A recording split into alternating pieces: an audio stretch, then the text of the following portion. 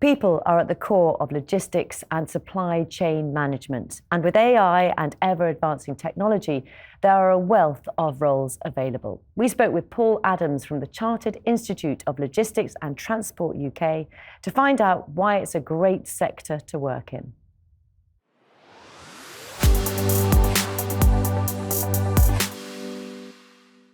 Paul Adams, thank you for joining us. Thank you. The Chartered Institute of Logistics and Transport. Just tell me about the Institute and what you do. We are fundamentally the educational body for the supply chain sector, providing training, insight and networking opportunities for individuals within the sector. So you want to get younger people in, more involved, is that right? Absolutely, definitely.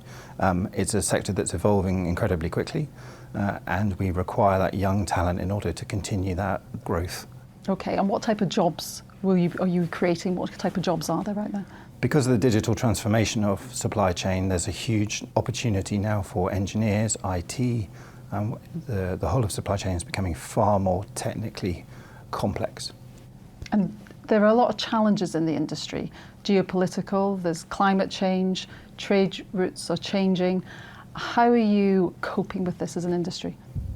Again, through the use of technology, but also in utilising far more emphasis on resilience.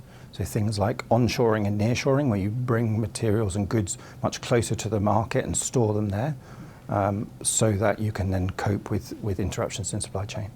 And part of your progression is technology. How is that impacting the industry?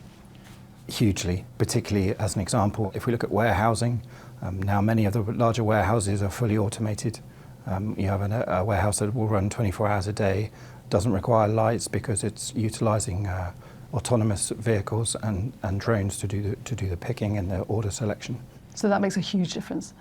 It does, but it creates challenges as well because now we need a different type of individual within the organisation to service that and to cope with that complexity. And how important is the industry to the economy?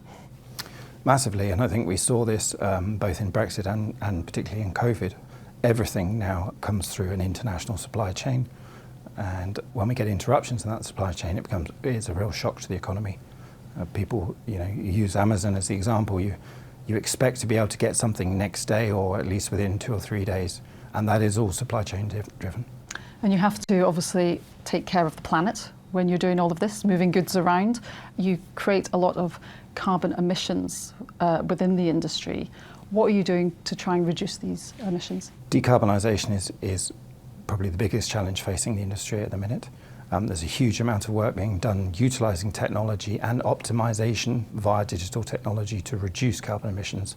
Also alternative fuels, for example, hydrogen, the use of electric vehicles. There's not any aspect of the industry that isn't being looked at from a decarbonisation perspective. And you've just been doing this job for a short time. You've come from an army background, quite different. How are you getting on? I'm certainly new to the sector, and I think I've realised how crucial the supply chain sector is to the economy of the UK. We're looking to attract a younger, more diverse, talented workforce into the sector, and that's at least 50% of what our organisation is there to do. Okay, Paul, thank you very much. Thank you.